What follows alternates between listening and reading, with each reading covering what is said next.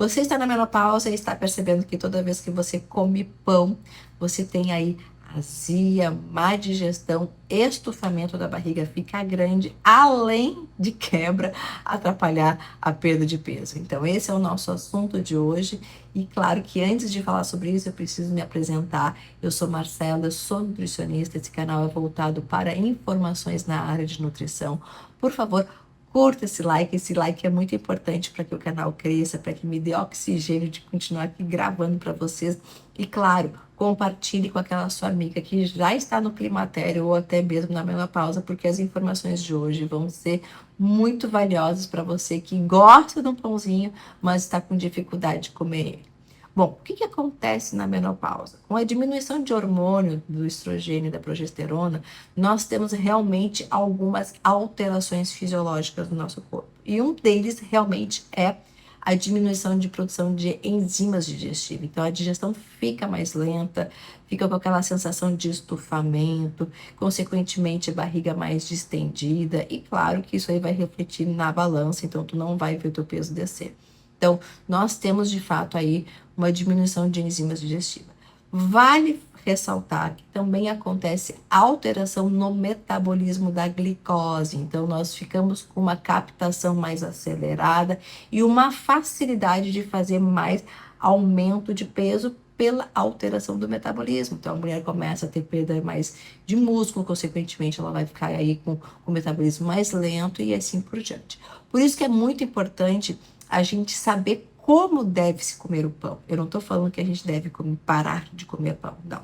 Nós precisamos entender como que a gente deve comer esse pão e como devem ser os horários e as combinações para que a gente tenha uma diminuição desse prejuízo ou até mesmo não ter o prejuízo na hora de comer esse pão. A gente sabe que o pão, ele é cultural aqui no Brasil. Todo mundo gosta de um pãozinho, seja no café da manhã ou na janta, mas a gente sabe que se a gente comer ele de forma errada, a gente vai aí tá tendo aí um prejuízo dentro de toda essa complexidade na mulherada nessa fase aí tão delicada da vida dela.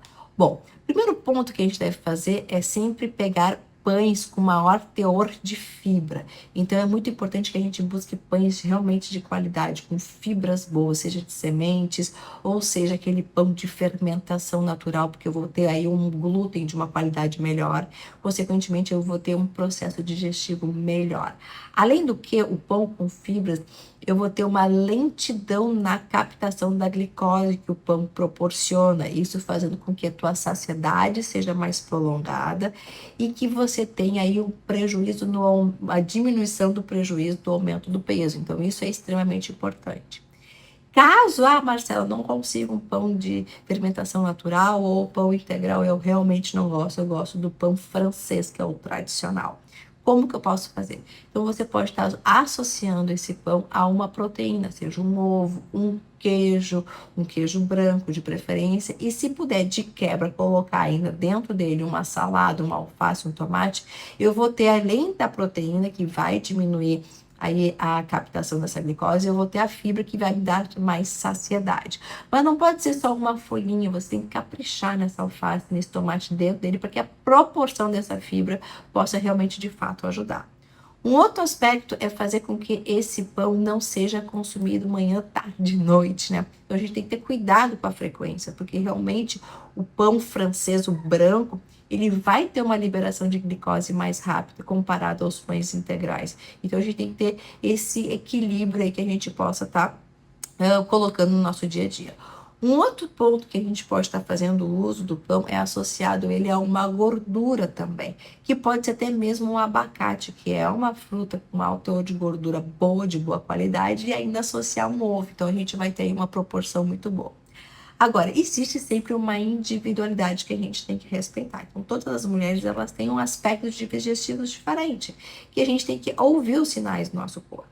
Então, se você percebe que mesmo fazendo isso, que mesmo tendo você tendo todos esses cuidados, esse critério no consumo do pão, e mesmo assim você tem essa dificuldade, você fica com essa digestão lenta, talvez a gente precise reavaliar mais aspectos ao longo do dia, que não só a primeira refeição ou a última refeição.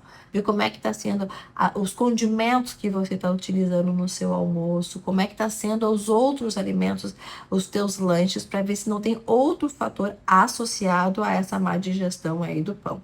Mas a gente tem que entender que realmente isso vai acontecer para todas as mulheres, porque nós estamos envelhecendo e é inevitável que a gente chegue no climatério e na menopausa. Então, essa alteração digestiva vai acontecer, então a gente precisa ter cuidado e essa sabedoria para que a gente possa aí encaixar uma alimentação dentro da tua realidade.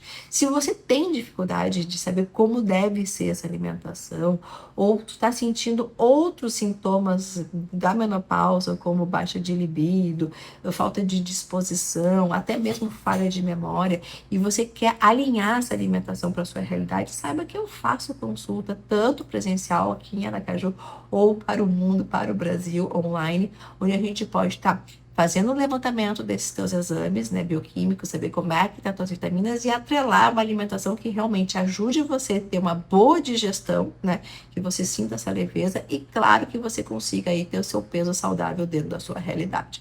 Então, o mais importante é a gente ter não se privar, não precisa deixar de comer o pão, mas você precisa ter uma estratégia correta para que você possa estar consumindo esse pão e esse pão aí não está afetando a sua dignidade. Tá bom, pessoal? Eu espero que você tenha gostado dessas informações que são realmente valiosas. Compartilha com essa amiga que está nesse momento difícil aí e fica aqui para o próximo vídeo. Tchau!